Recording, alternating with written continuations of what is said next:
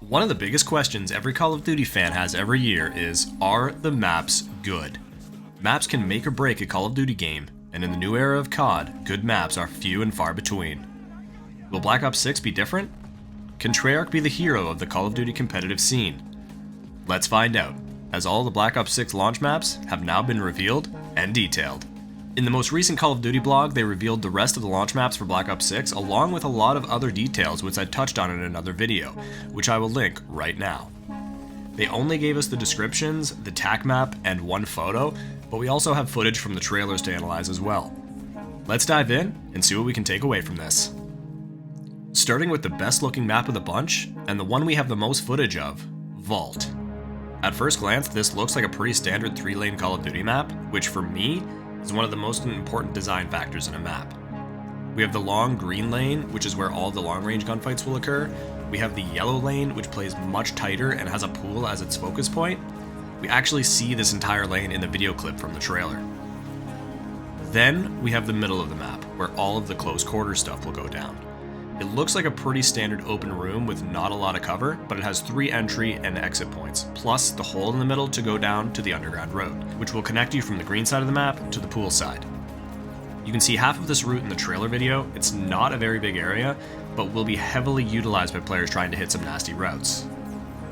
The map looks big enough where spawns shouldn't be an issue. I felt like the spawns in the beta weren't terrible, so I'm hopeful for launch. One of the big things for me when analyzing a COD map is the competitive viability, and at first glance, this map looks like it's going to be great for competitive.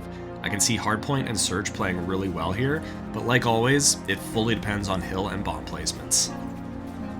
Overall, Vault looks great. It looks like all weapons will be effective, map size looks good, it has 3 lanes, and I'm not worried about spawns here.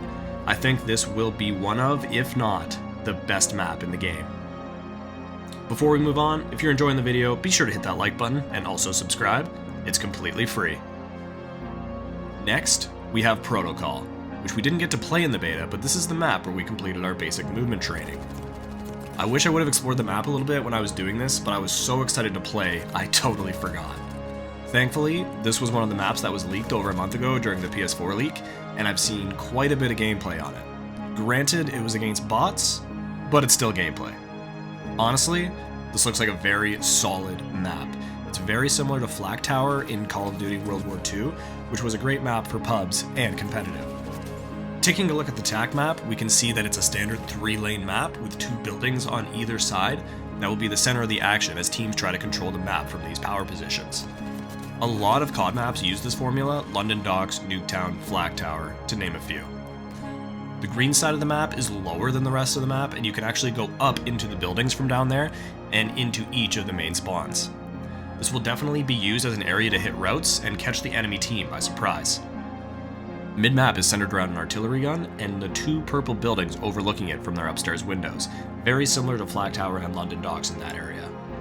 This is where B-Dom is located, and I imagine P1 and Hardpoint will be here as well. The map size looks perfect based on the footage, which means spawn should be good on this map. This is another map I can see being great for competitive, which is a good sign that we're 2 for 2 here, because the beta maps had me slightly worried in that aspect. Overall, Protocol looks awesome, ARs and SMGs should both be good, map size looks good, it's 3 lanes, and spawn should be good here as well. I'm very excited to hop into Protocol on day 1. Next, we have Lowtown, which at first glance has a lot of freaking water. Highlighted in blue, the big thing for me here is how the underwater combat looks and feels. With underwater combat, I want the visibility to be good, and based on Treyarch's past with underwater combat, I feel confident that the visibility is going to be good. Based on the footage we've seen, it looks like there's some bridges that connect some of the land together, but it's hard to tell where those are on the TAC map. We've seen a little bit of gameplay from this map over the trailers, and there's actually quite a bit of out-of-water combat, and it looks like it'll actually be one of the bigger maps in the game at launch. There's an underwater sewer route on the yellow side of the map, which is highlighted in dark blue, that you can take and it'll pop you out at the well in the center of the map, which is overlooked by 4 different entry points.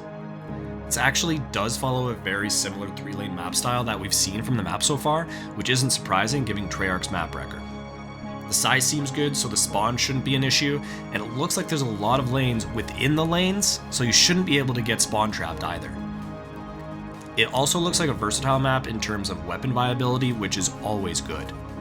The only thing that does worry me about this map is the amount of water and how much underwater combat there could potentially be.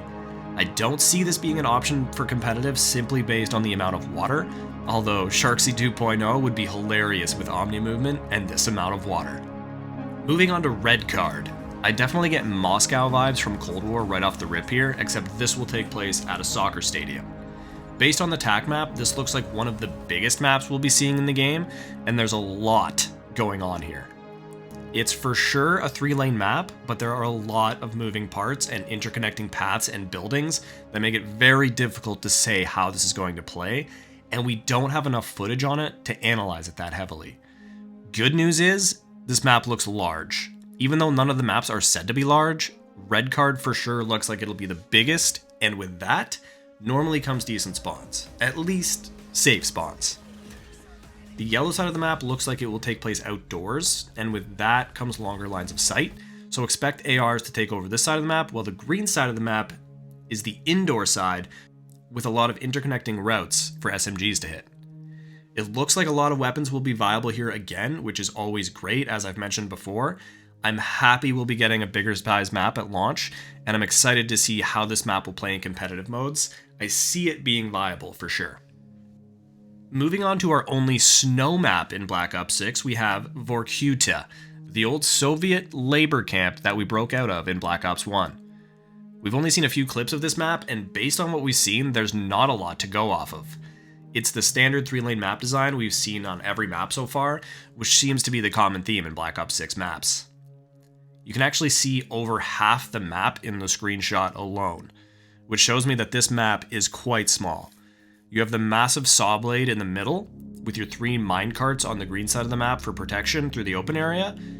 You have the tower lookout, the pipe tunnel where you can go from the yellow side of the map into mid, and the yellow spawn building.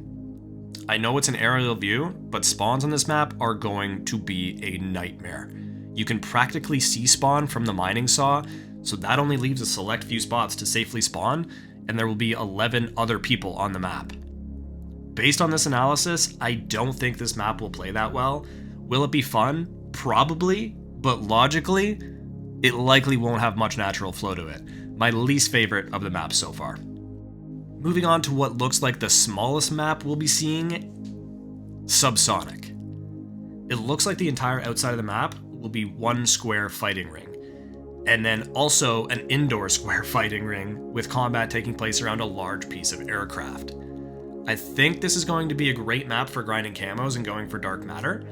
It definitely looks like a brainless, spawn in, get some kills, die, spawn, do it all over again, shipment kind of map.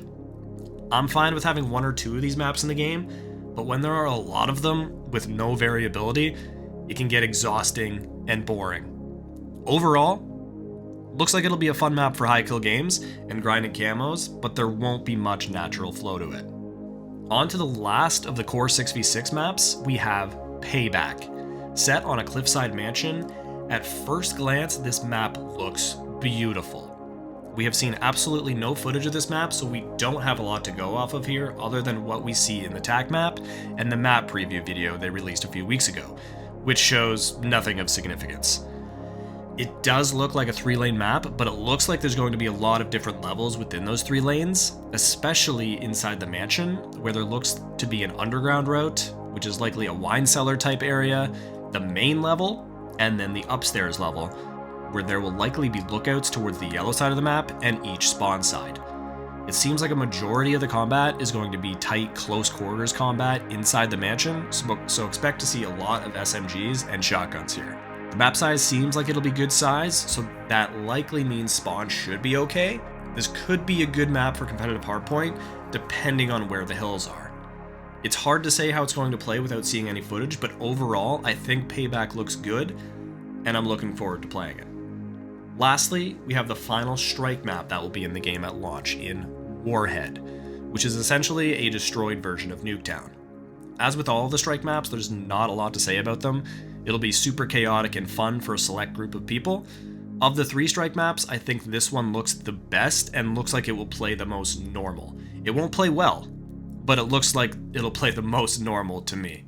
I likely won't be playing these maps, but they definitely have their niche for sure, and this one looks like the best of the 3. And just like that, we have a look at all of our launch maps for Black Ops 6. Obviously, we can only gather so much information based on what we've seen in the trailers and from the TAC maps, but overall, I like a majority of the maps. Basically, all of them follow a traditional 3-lane style, which is my favorite style of map. I think 6 or 7 of the maps will be competitively viable, but it's hard to say without actually testing and seeing them played at 4v4. The last few Call of Duty releases, the maps have been questionable at launch, and I truly think Black Ops 6 is going to be different. What do you guys think? Do you think these maps are going to be good? Let me know in the comments, and if you're still here, make sure to subscribe.